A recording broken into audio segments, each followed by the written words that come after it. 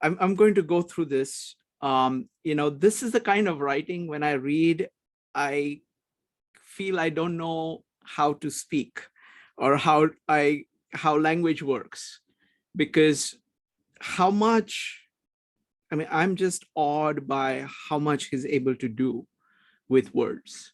I have no idea how he does it, but he does it. And I cannot do this. I cannot do anything compared to what he does. So this is to me is like the culmination of how much power can be packed into so few words. If you can talk with the crowds, and every time I'm even talking about this, I'm realizing that I'm getting like one level of meaning. I'm getting one line. He's actually showing you 5-6 lines together running through things, and they are actually integrating with several other things that he has said. And all of that is going on at the same time. If you can talk with crowds and keep your virtue. So this is the point about community, that you can talk with everybody, yet maintain the independence. So it is having the I and the other at the same time. So respecting your I and respecting the other at the same time. Or walk with kings, nor lose the common touch. So you can walk with kings. So you can rise up in any ability to any level, but at the same time be able to interact with anybody. So again, it is saying that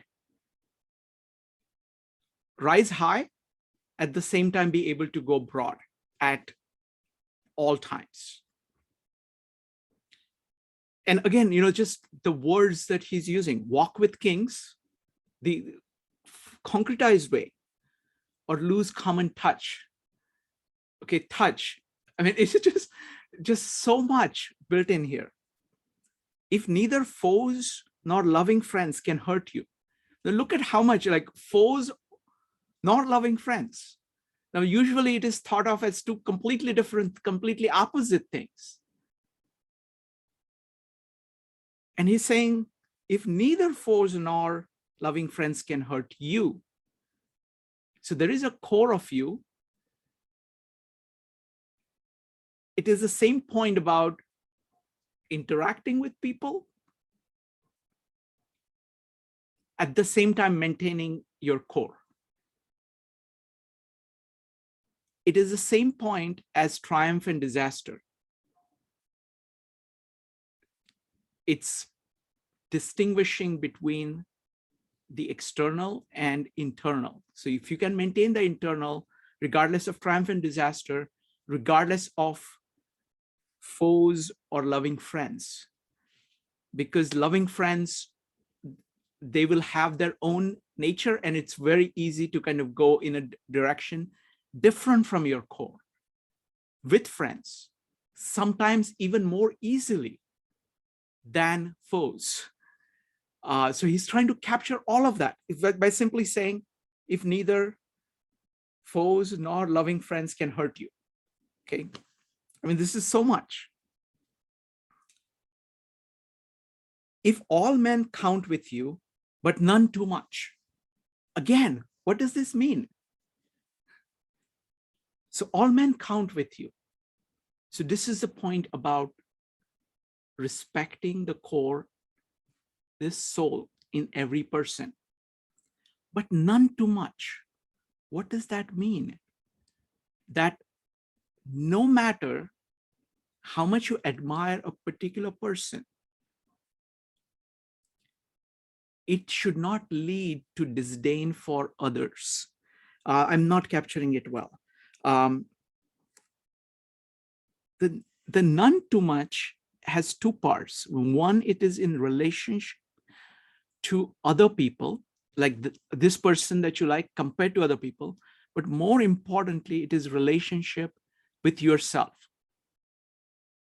You can what does it mean to have none too much? What is too much? It is the same point of being too wise. Liking other person should not destroy your own individuality. So it cannot be up to a point where you lose that individuality. So it is continuously saying it is I and others, not I or others. If that other is amazing, can't lose your I. So that is none too much. If you can fill the unforgiving minute with 60 seconds worth of distance run, this line has always stunned me because it seemed very different from others. This is now, he's saying, look, all of this stuff that I'm talking is not an abstract thing. You got a minute. What are you going to do? He brings it down in this very simple, say, unforgiving minute. Okay, what is unforgiving minute? That your life counts. Every minute of your life counts. It is sacred. It's not something. And it is unforgiving minute. It's a minute that is lost. What are you going to do with it? Everything that you said about everything else, ultimately it comes down to this 1 minute that you have now. Are you going to do this, all of this stuff? Not that you will dream of doing it someday. It's the unforgiving minute that you're living every day. It's the concept of moment. Ultimately, everything, all these thoughts, all these great thoughts, the only place where it is actually where the rubber hits the road, it is the present. What are you going to do? This unforgiving minute.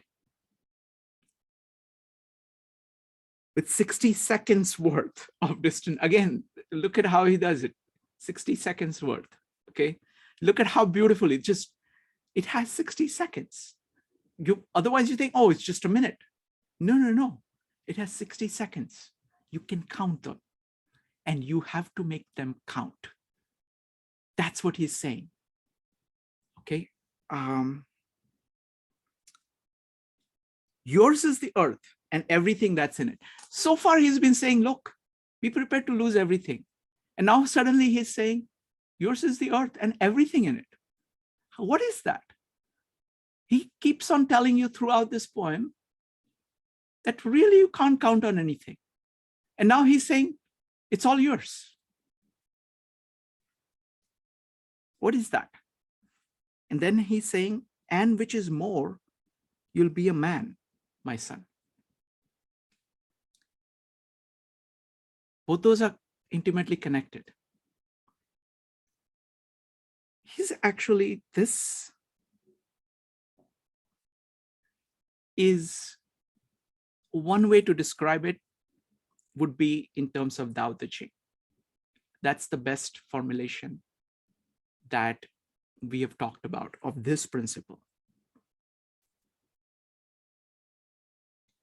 He's saying, so when he has complained about the success being an imposter, success or defeat being an imposter, why, in what sense does he mean that yours is the earth and everything in it?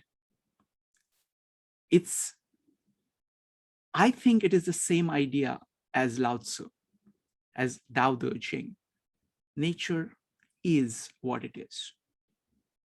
And if this is saying yes to nature, accepting it fully for what it is, and it is yours in the sense, this is the deep idea of Indian philosophy, where it says there is Brahma, which is the nature, and there is your soul. And the principle is Tat Tvamasi. So once you say yes to reality, and you begin to act in accordance with it, at once you will be a man, so you will be a human being. That's what it means to be a human being. And the earth is yours, because you're saying yes to reality and yes to your own soul at the same time. All these other things, success, failure, these are all names. These are all temporary conditions of nature that you go through. That's what Lao Tzu would say. The Indian philosophy would say that is Maya. These are all temporary things that are going through your emotions, even your thoughts, things that you make, people around you, all of these keep changing. This is not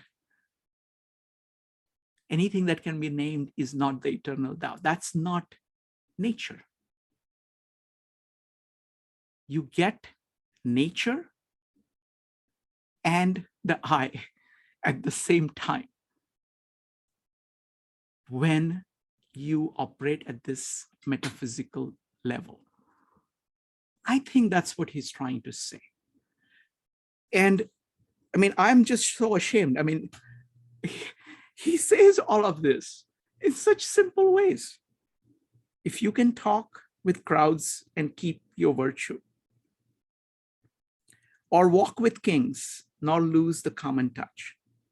If neither foes nor loving friends can hurt you, if all men count with you, but none too much, if you can fill the unforgiving minute with 60 seconds worth of distance run, yours is the earth and everything that's in it.